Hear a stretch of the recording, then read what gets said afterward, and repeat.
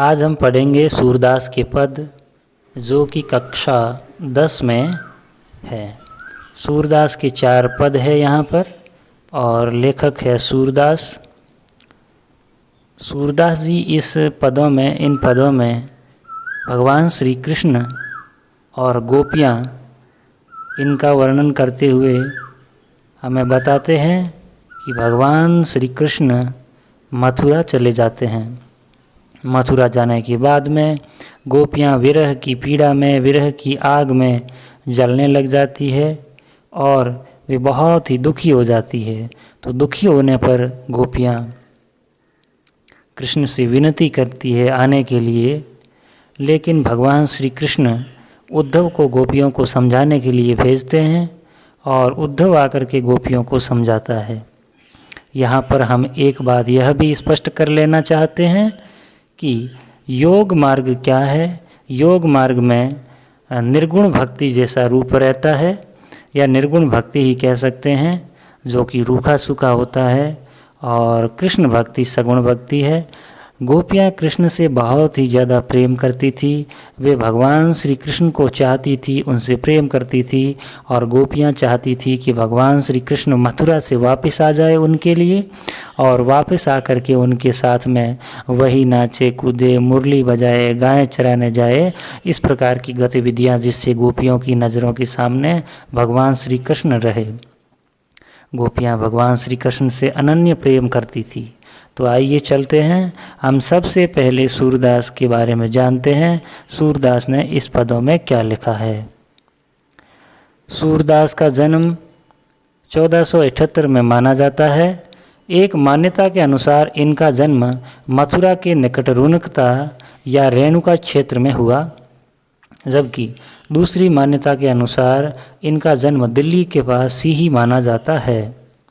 महाप्रभु वल्लभाचार्य के शिष्य सूरदास अष्टछाप के कवियों में सर्वाधिक प्रसिद्ध है।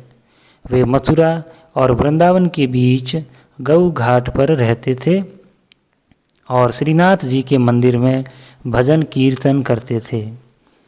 सन 1583 में पारसोली में इनका निधन हुआ। इनके 3 ग्रंथ है बहुत ही ज़्यादा प्रसिद्ध: सूरसागर, साहित्य लहरी और सूर सारावली। इन तीनों में सूरसागर ही सर्वाधिक लोकप्रिय है, सबसे ज़्यादा प्रसिद्ध है। खेती और पशुपालन करने वाले भारतीय समाज का इसमें वर्णन किया गया है। दैनिक जीवन का अतरंग चित्र है और साथ ही साथ मनुष्य की क्या स्वाभाविक प्रवृत्तियां हैं, मनुष्य किस प्रकार से अपने दैनिक जीवन में क्या क्रियाकलाप करता है, उनका बहुत ही अच्छा चित्रण सूरदास की कविता में हमें देखने को मिलता है।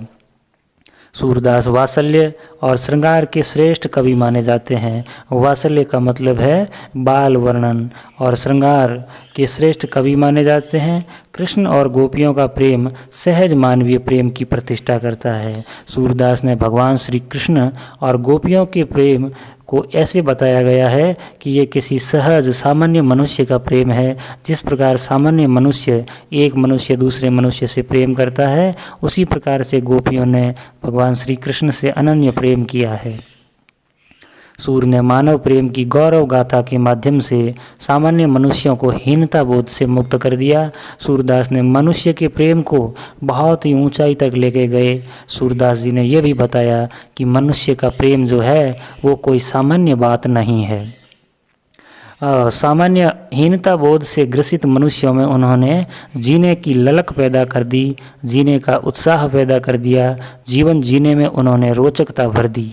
उनकी कविता में ब्रज भाषा है और उसका बहुत ही निखरा हुआ, बहुत ही अच्छे से उसका वर्णन किया गया है।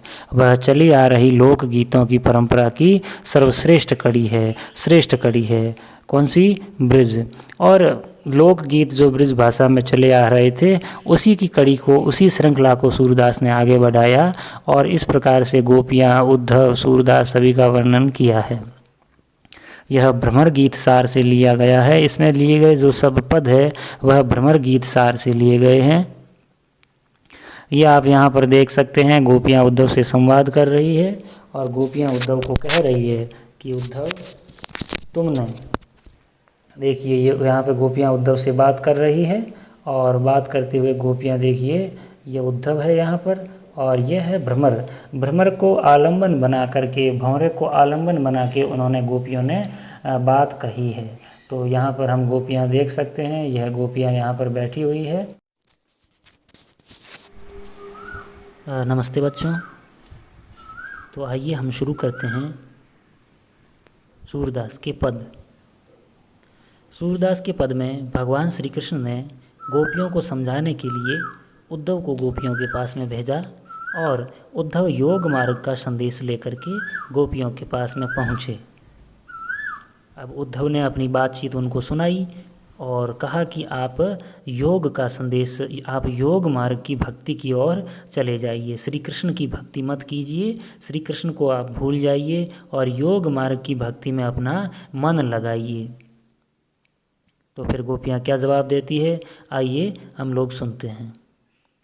गोपियाँ उद्धव से कहती है, ऊधो तुम हो अति बड़भागी।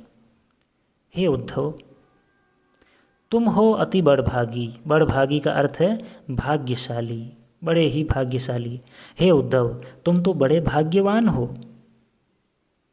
अपरस रहत स्नेह तगाते नाहिन मन अनुरागी। और तुम तो स्नेह रूपी धागे से बिल्कुल ही अस्पर्श हो। तुम्हारे मन में तो कोई प्रेम ही उत्पन्न नहीं दिखाई दे रहा है। अपरस का मतलब है अस्पर्श, स्नेह प्रेम, तगा का अर्थ है धागा, तय का अर्थ होता है से, नाहिन का अर्थ है नहीं, अनुरागी का अर्थ है प्रेम। तो तुम तो स्नेह रूपी धागे से बिल्कुल ही अस्पर्श हो। तुम तो भगवान श्री कृष्ण के साथ में रहते हो, लेकिन भगवान श्री कृष्ण के साथ में रहते हुए भी तुम्हारे मन में उनके प्रति, उनकी भक्ति के प्रति कोई प्रेम नहीं उत्पन्न हुआ है। तुम्हारे मन में कोई अनुराग पैदा नहीं हुआ है। नाहिन मन अनुरागी, और तुम्हारे मन में तो कोई अनुराग नहीं है। तो गोपियाँ श्री कृष्ण से कह रही है, उद्धव से कह रही है कि उद्धव तुम हो अति बड़भागी। हे उद्धव, तुम तो बड़े भाग्यशाली हो, क्योंकि अपरस रहत स्नेह तगाते, और तुम तो स्नेह रूपी धागे से बिल्कुल ही अस्पर्श रह गए हो, बिल्कुल ही तुम उसके संपर्क में नहीं आए हो। मतलब तुम्हारे मन पर भगवान श्री कृष्ण की भक्ति का कोई प्रभाव नहीं पड़ा है, और ना ही मन अनुरागी, और ना ही तुम्हारे मन में भगवान श्री कृष्ण के प्रति कोई अनुराग उत्पन्न हुआ है, ऐसा हमें लग रहा है। फिर आगे कहती है कि पुरईनी पात रहत जल भीतर, कि कमल का पत्ता, पुरईन का मतलब है कमल का पत्ता, पुरईनी पात कमल का पत्ता, रहत जल भीतर, जल में रहता है।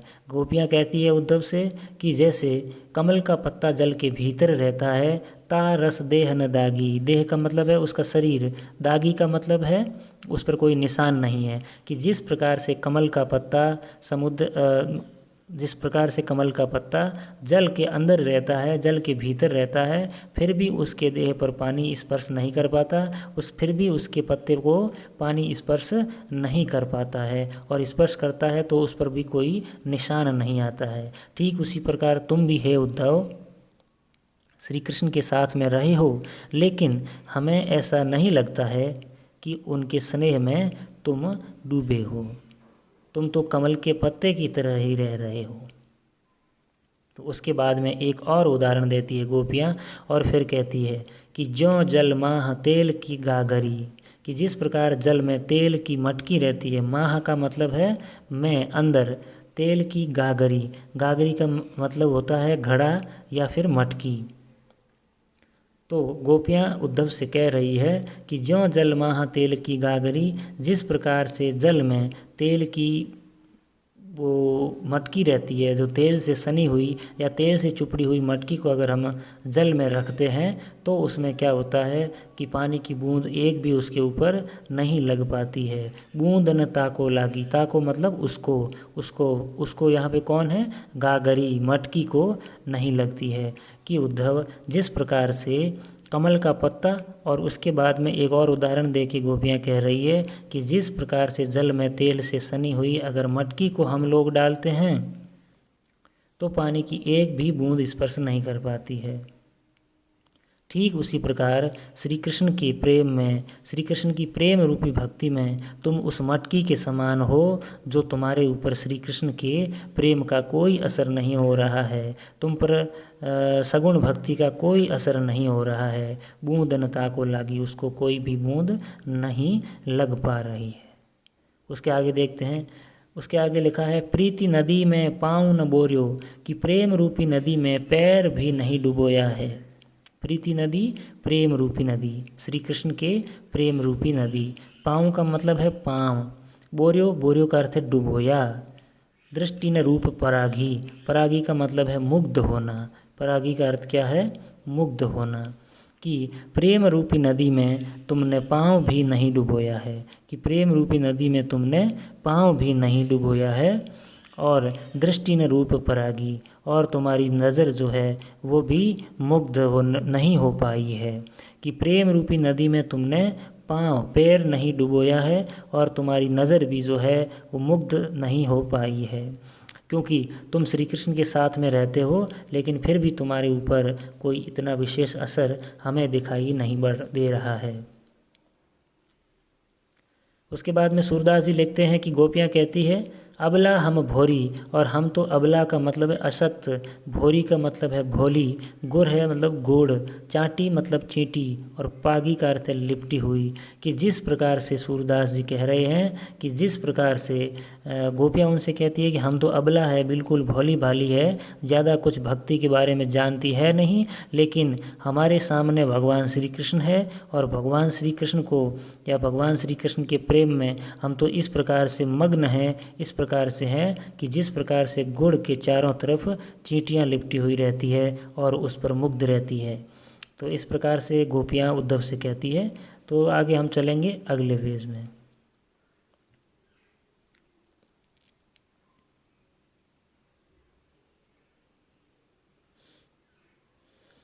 कि मन की मन ही माज रही, कि मन में मन की जो बात थी, मन की जो इच्छाएं थी वो मन में ही रह गई है। माज यानी मैं। अब गोपियाँ उद्धव से कह रही है कि मन की जो बातें थी, मन की जो इच्छाएं थी वह मन में ही रह गई है। कहिए जाई कौन पे उधो, ना ही परत कही, कि हे उद्धव किससे कहा जाए।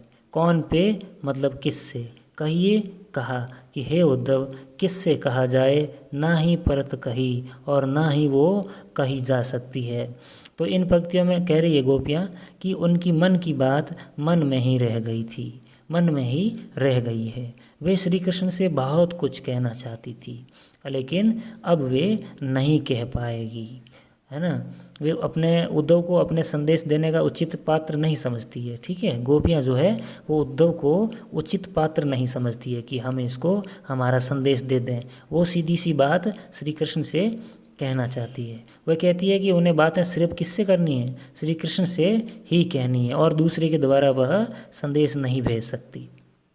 फिर वह कहती है कि अवधि आधार आस आवन की, अनुप्रास अलंकार है। अवधि, अवधि का मतलब है समय, आधार आधार, आस उम्मीद, आवन आने की। तो गोपियाँ कह रही है कि इतने समय से कृष्ण के लौट कर आने की आशा को हम आधार मान करके, और फिर क्या है, तन मन बिथा सही, उसको आधार मान करके, समय को आधार मान करके, और श्री कृष्ण के आने की समय को आधार मान करके हमने तन और मन से बिथा को सहा है, पीड़ा को सहा है, दुख को हमने सहन किया है, झेला है। अब इन जोग संदेशनी सुनी सुनी, बिरहिनी बिरह दही। और फिर कह रही है, अब इन जोग का अर्थ है योग, ये एक भक्ति का प्रकार है, भगवान को प्राप्त करने का एक रास्ता होता है योग मार्ग, है ना। संदेशनी मतलब संदेशों को, सुनी सुनी सुन सुन करके, बिरहिनी जो विरह में पीड़ित रहती है, किसी से दूर रहने के दुख में जो पीड़ित रहती है वो विरहिनी या वियोगिनी कहलाती है। और विरह का मतलब है पीड़ा। दही यहाँ जो लिखा हुआ है इसका मतलब है जला, जल जाना, आग में जल जाना। तो अब वो कहती है आगे गोपियाँ कि इतने समय में कृष्ण के आने की बात को लौटने को हम लोग मतलब उनका इंतज़ार कर रही थी, तन मन हर प्रकार से विरह की पीड़ा सह रही थी कि वो आएंगे और हमारे दुख दूर कर देंगे। फिर कहती है, चाहती होती गुहारी जितहि थे, चाहती होती गुहारी जितहि ते, कि हम विरह की आग में और भी जलने लगी है। अब ऐसे समय में कोई अपने रक्षक को पुकारता है। चाहती होती कि हम चाह रही थी, गुहारी मतलब पुकारना, रक्षा के लिए गुहार लगाना, पुकारना, जितहि ते जिसको, कि हम ऐसे दुख के समय अपनी पीड़ा को दूर करने के लिए जिस व्यक्ति को पुकारना चाहती थी वो श्री कृष्ण को पुकारना चाहती थी। इसलिए उनके बारे में कह रही है कि हम हमारे दुख के समय में जिस व्यक्ति को पुकारना चाहती थी उत ते धार बही। अब कोई अपने रक्षक को पुकारता है, परंतु हमारे तो उत ते धार बही मतलब वहाँ से ही हमारे दुख का जो कारण है वो निकल करके आया है कि श्री कृष्ण हमको भूल गए हैं और हमें स्वयं की भक्ति से हटा करके योग मार्ग की ओर अग्रसर करने के लिए उद्धव को हमारे पास में उन्होंने भेजा है। आगे क्या कहते हैं, सूरदास जी लिखते हैं कि अब गोपियाँ और आगे कह रही है उद्धव से कि अब धीर धर ही क्यों, मर ज़्यादा न लही। अरे भाई हम क्यों धैर्य धारण करें, क्यों धीरज धरें, जब हमारी आशा का एकमात्र तिनका भी डूब गया। जो हमारे प्रेम, जिससे हम प्रेम करती थी श्री कृष्ण, उन्होंने ही हमें योग मार्ग की ओर धकेल दिया। उन्होंने हमारी मर्यादा नहीं रखी है। यहाँ पे मर्यादा जैसे कि प्रेम की मर्यादा नहीं रखी है कि गोपियाँ चाहती है कि जिस प्रकार से हम श्री कृष्ण से प्रेम करें तो मर्यादा यह बनती है, नियम यह बनता है कि जिससे हम प्रेम करें वह भी हमसे प्रेम करे। लेकिन श्री कृष्ण हमसे प्रेम नहीं कर रहे हैं, उन्होंने मर्यादा का उल्लंघन किया है और हमारे साथ छल और धोखा किया है। इस प्रकार से गोपियाँ उदास होकर के उद्धव से कहने लग जाती है। तो अगर आपको यह वीडियो अच्छा लग रहा है और भी अगर आपको हमारे ऐसी वीडियो चाहिए तो आप अब हमारे चैनल को सब्सक्राइब कर सकते हैं और इस वीडियो को लाइक और कमेंट करके ज़रूर बताना कि यह वीडियो आपको कैसा लगा।